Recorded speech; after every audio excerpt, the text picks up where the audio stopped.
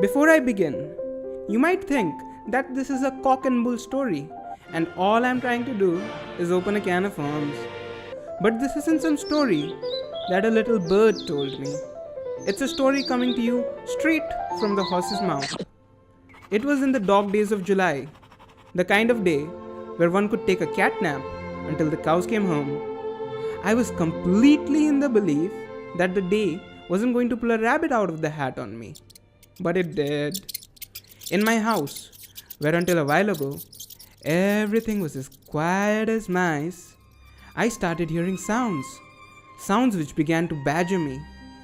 Something fishy was going on. I tried not to give a hoot about the sounds, but I couldn't weasel out of the situation. I wonder now what could have happened had I let sleeping dogs lie then and taken that cat nap. I got out of my comfy chair and made a beeline for the living room door. I stood there like a fly on the wall and listened as the sounds got louder. I slowly opened the door, and what I saw inside was bats in the belfry. The room was the picture of a bull in a china shop. I swear, I'm not crying wolf here. It was as if someone had had more fun than a barrel of monkeys and left it so bad that there wasn't enough room to swing a cat. I felt like a fish caught out of water with a room that had gone to the dogs. And until a while, I didn't even see the elephant in the room.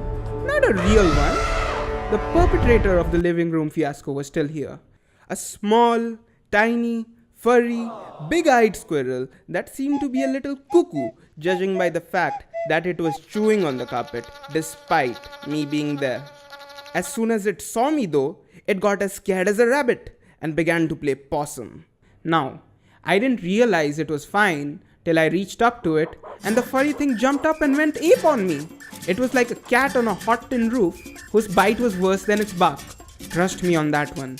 The little guy wasn't horsing around.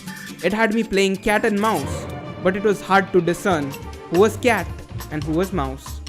After a while of making a monkey out of me, biting like a one-trick pony, the squirrel seemed to have established itself as the top dog and climbed up to a high shelf in the room.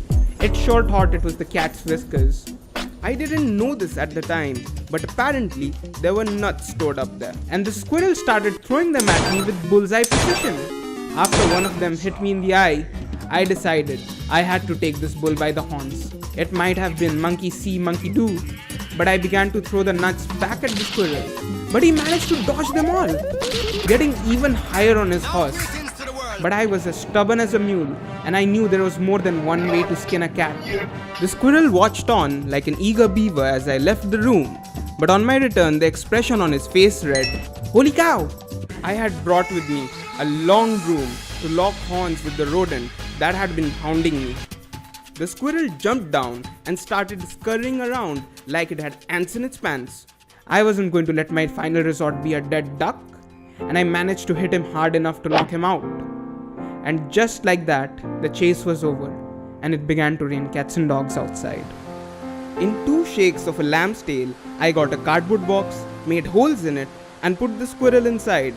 I was now left to decide what to do with it, and all the pearls of wisdom pointed at leaving my adversary in the outdoors. But a part of me couldn't just let me leave it out there in the pouring rain, despite it being the reason why I looked like something the cat had dragged in. A leopard couldn't change his spots, could it? My thoughts were putting the cart before the horse here and letting the tail wag the dog. And then finally, I decided to slowly open the box. The little creature looked scared and docile, lamb-like, and it seemed genuine this time. Lightning struck out in the sky, and the guy climbed into my shirt and clung on quivering. I didn't seem to have the pick of the litter here. I took the squirrel in my arms and went back to my comfy chair and sat down, leaving it free and loose to make its own decision. I closed my eyes for a while, and when I opened them, I found him sleeping like a dog.